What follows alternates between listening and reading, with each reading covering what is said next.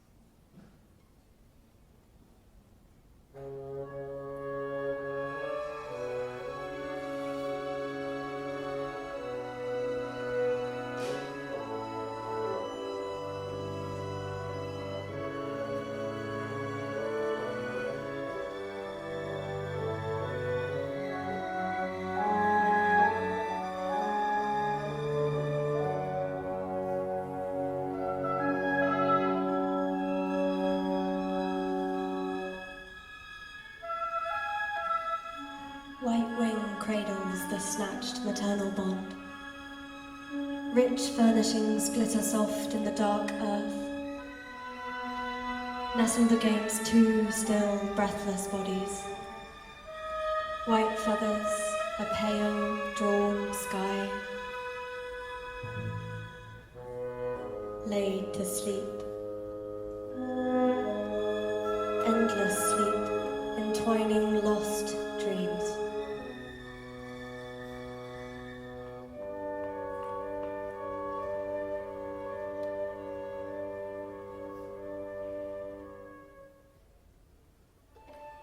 At the start of the ending, the sky lay unfurnished, lying blankly expressionless in the quiet greyness, its edges flickering unsteadily by the horizon line.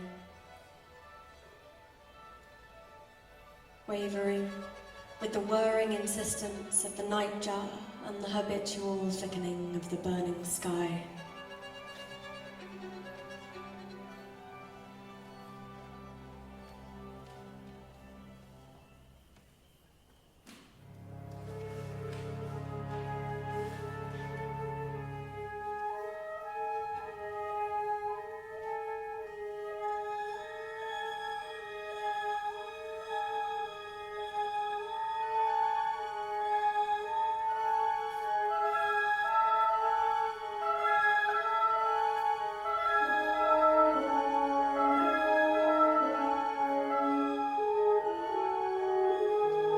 On the burnished lake, a congregation is gathering itself.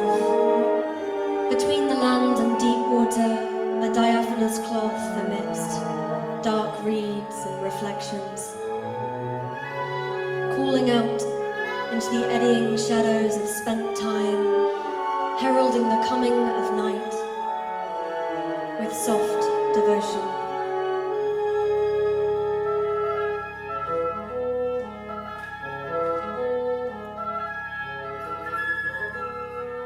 These swans shift slowly, weaving white patterns over the greyed blue mirror of the silent water, a dense cloth of spread wings and hushed grace, all settling into the inconceivable moving stillness of sleep and the infallible dreaming of wings.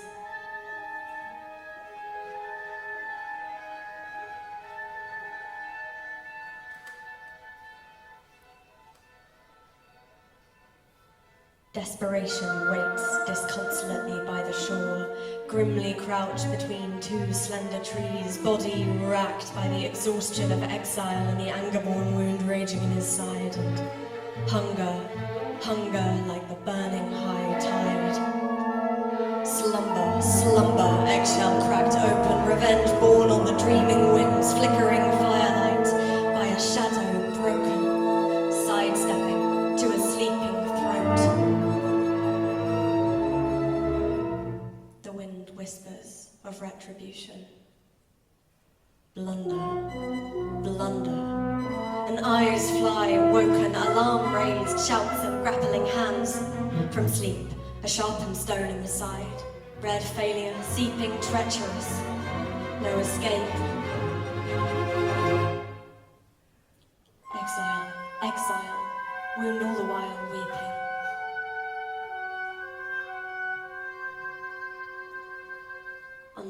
Under the trembling tops of the trees, his napped flint wakes to sing in the breeze. Uncertainty reaches for the young man's throat, but hunger sounds its aching note. The flint flies free to where the swans float, flapping wings. Red on white, white on red, the birds are scattered like unravelling thread. The dusk song is broken as the proud neck drops, and great white bodies up towards the night flock. One is left limp. The lost man raises his head. He shudders forwards, out of the grey-lit copse. Thick shadows leap after him, chase his guilty step over to the sighing edge of the blood-choked water.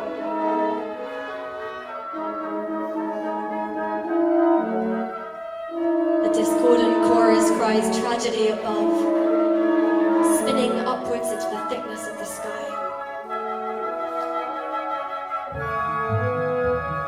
He wades clumsily, painfully, clutching his side. Soon he will reach the breathless bright bird, feathers now folded as a delicate soft shroud.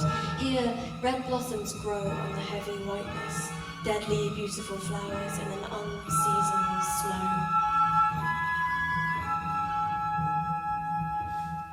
A slow struggle. There is an ugly weight to sin. Twice he slips down into the rippling dark. Wound pulsing, alive. His mind now spins. Feathers meet the rising moon in his pale skin. Deft fingers, feathers, death darting. Darkest red.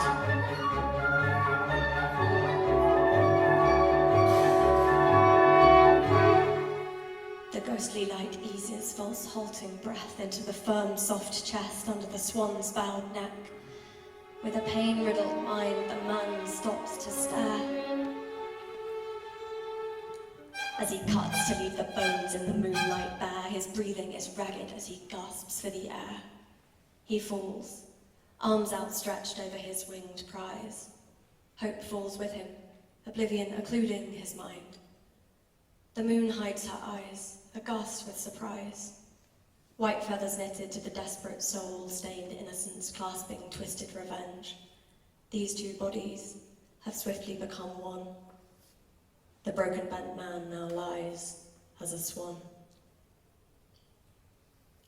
The night sighs heavy on the shore by the lake, eclipsing the reeds in its inevitable blackness, and lifting small sounds high, the ripples and owl's dim wings, young leaves in the trees, weaving emptiness that the swan man breathes. The curlews call first in the cloudless pale sky over the gentle sweep of the purple shoreline, through the forgetful lapping of the dark water, beyond the touch of the trees' twisted green hands, past the slow dreaming of what used to be a man. A return, wheeling, flapping white wings, still echoing with the yearning call of grief for their companion, lying soul lost on the shore.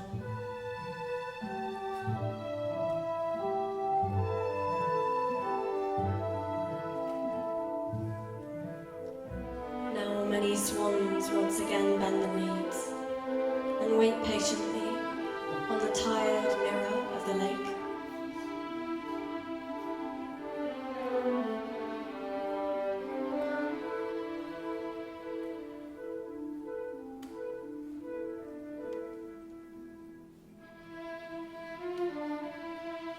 Further off, morning, dawning, hushed, moving mouths, blue thick smoke drifting over slow bodies that hustle and shift, half tall, half bowed.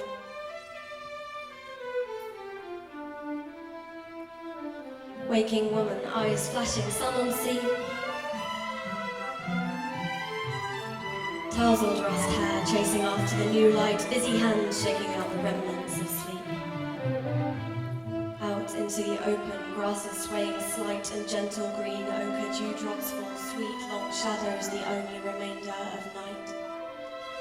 And now her wandering pale bare feet step through the meadow onto the shore, down to the shimmering copse to greet the flock of white-feathered souls before fetching the water in the heavy, thick hide, to see the birds flap their wings in applause.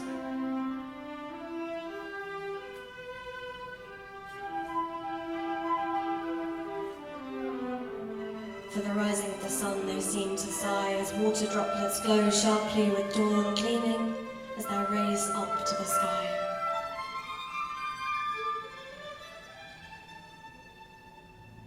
And then she sees one bird forlorn, white and red on the shore.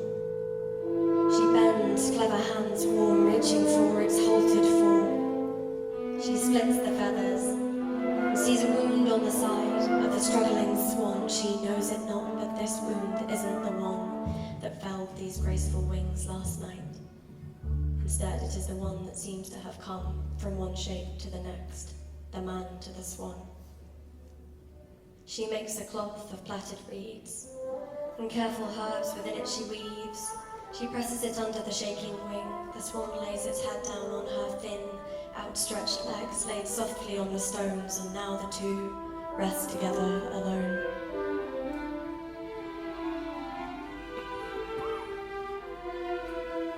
Time passes like a forgetful oozing rain under an eggshell sky, littered with clouds, until at a wakeful noon she rises from a muddled dream of two past lives. A man, too proud, recklessly bold, brings danger, and her flashing eyes turn to granite rivers unconverging by new principles, a tributary of blood, banishment, hunger, an aching note and plunder.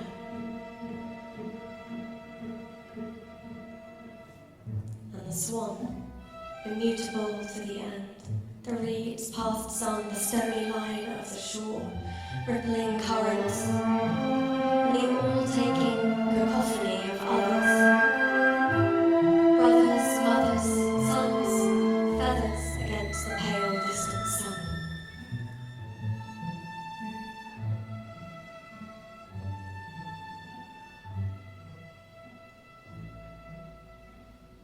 The woman walks back to trails of curling smoke, though her mind seems to loiter with the fellows, stalks amidst the downy white of circumstance and questions of origin that seem to choke her intention to leave at the base of her throat.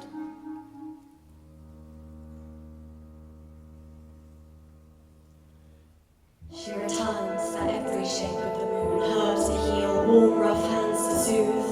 The bird begins to stand and walk again, to call urgently, as though saying her name.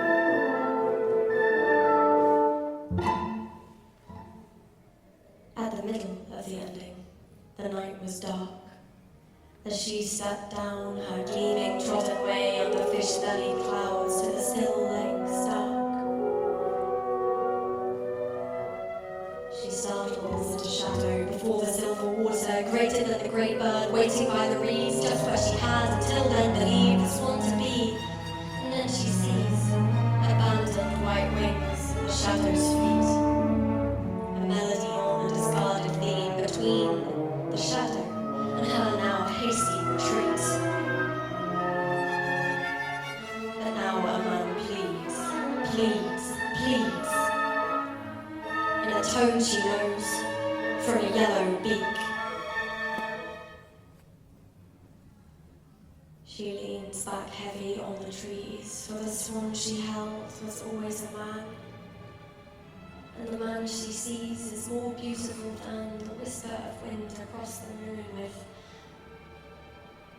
snowy grey hair and amber eyes glinting in forbidden pockets of light. He walks towards her, arms out wide. And her heart is beating nearly outside her chest, and they were as close as the sea to the tide, and the moon to the sky, and the sand to the shore, and the white-feathered wings lie like a sign by the water, shifting slowly into a promise of an other world, dark waters, and the sky. He tells her of his terrible hungry sin. She recoils towards the discarded swan skin, touches the wings and the soft downy side, searching for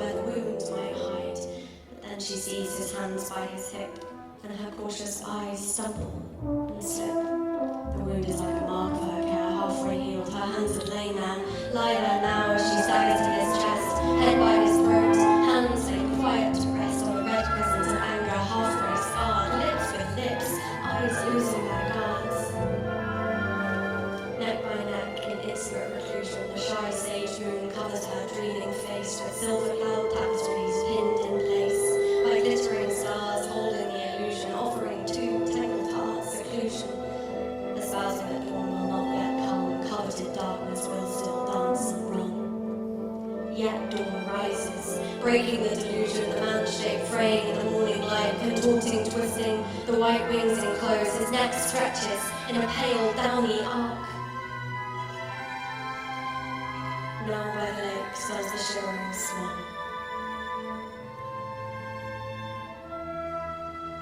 Winged moon of the water, love transposed, the morning is broken open by skylarks. A glance of eyes and the woman is gone back to the smoky clearing, to her brother, fire flickering with the morning.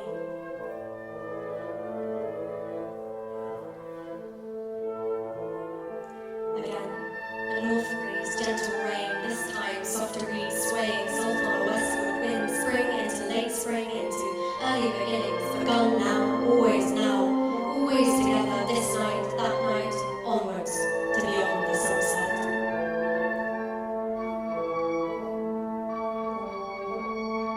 Grey isles in the mists, waves on the lake, begun beginnings began, now middling, swelling, expecting, eyes wandering, tracing curves of hills that are too young for naming.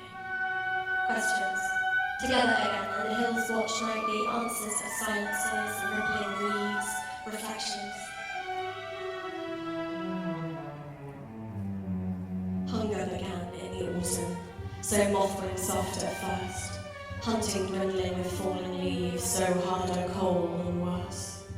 Despite her quick swelling stomach, clothes dropped off her thin hips, and her brother sees her stooping and takes a sharpened stick down to the lake to spear a fish. In silence he waits there, in the company of the swan. In silence he waits there, but all the fish are long since gone.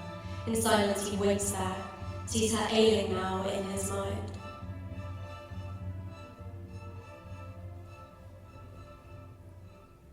In silence he breaks there, and he killed the swan sublime. Red sin. Dark sin, his mind pinned in burning hunger since. He flinched, pinched face, winced, rinsed, his reddened hands plunged within, the lake swims again with blood, sin within, now begins red sin. Red sin. He brought the white drooping body, dragged it up the love-trodden path. He lays it out, flint in his hands, glinting in the evening light, almost flinching. He cuts beneath the wing. The end begins, she screams, and the hollow land echoes in its agony, the lake shakes away off. The swans by his head break into the sky, circling, on her knees, lurching back and forth, with the writhing weight of grief, madness beating wings in her chest. On, staggering, shaking steps, over.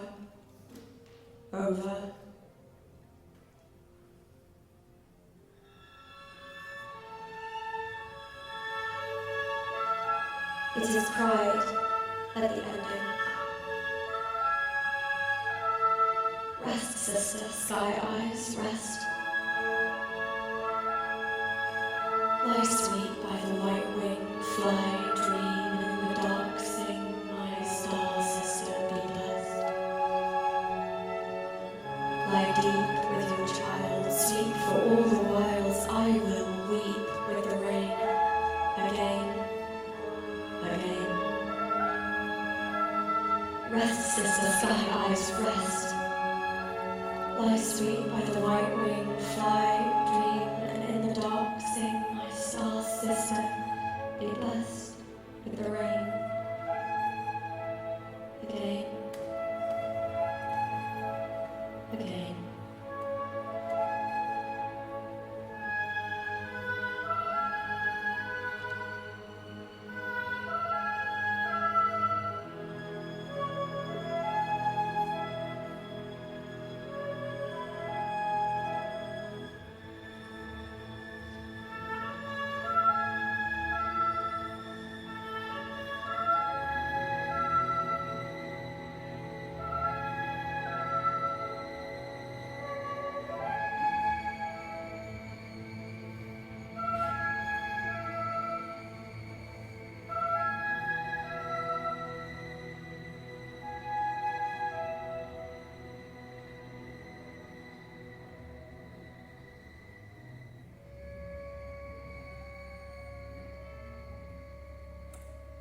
Rest, sister sky eyes, rest.